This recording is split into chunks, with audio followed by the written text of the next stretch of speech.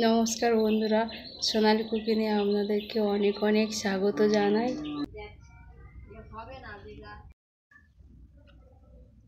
বন্ধুরা, আপনারা মাংসের পকোড়া বানিয়ে খেয়েছেন, তবে আমি একটু অন্যরকমভাবে বানিয়ে দেখাবো। বাঁধাকপির পকোড়া বানাবো। বাঁধাকপির পকোড়া কীভাবে বানাবে তার সম্পূর্ণ ভিডিওটি দেখবে। কেমনভাবে বানাবো তা সব ফলো করবেন। প্রথমে আমি লবণ দেব, ঝুরঝুরু করে কেটে নিয়েছি। তোমরা এইভাবে ঝুরঝুরু করে কাটবে। কাটার পর লবণ দিয়েছি, এর সঙ্গে আদা রসুন দেব। আদা রসুন দেওয়ার পরে মৌরি দেব, টেস্ট দ্বিগুণ করার জন্য মৌরি দেব।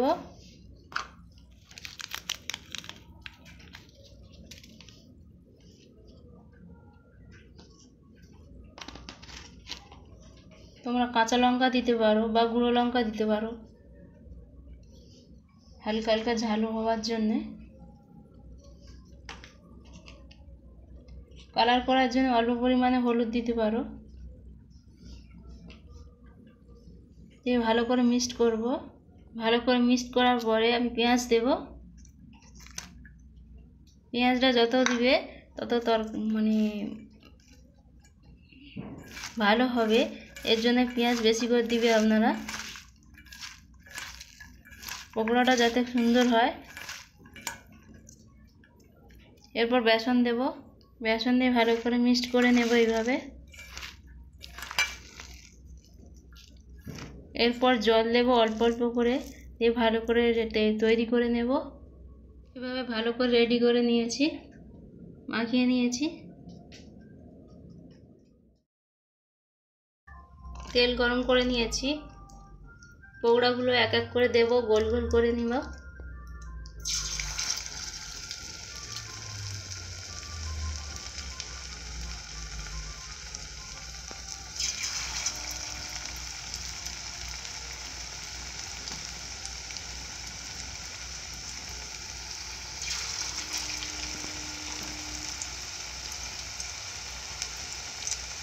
এইভাবে সবগুলো তৈরি করে নেব এক এক করে।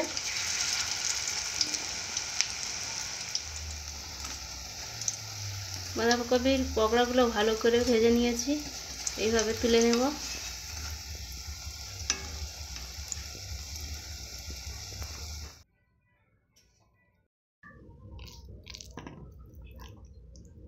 আর একবার দেখাবো আপনাদেরকে, এইভাবে গোল করে দিবে। পকোড়াগুলো ভালো করে মচমচে করে ভেজে নিবে। আপনারা মাংসের পকোড়া খেয়েছে, তবে এইভাবে যদি আপনারা বানিয়ে খেয়ে দেখবেন, খুব সুন্দর খেতে লাগবে।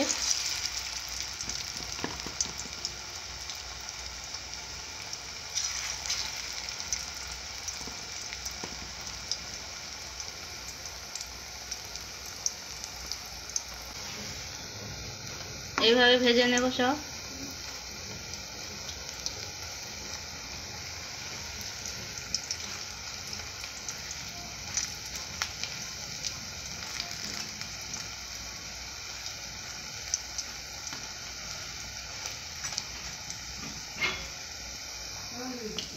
পকোড়াগুলো ভালোভাবে হয়ে গেছে, তুলে নেব।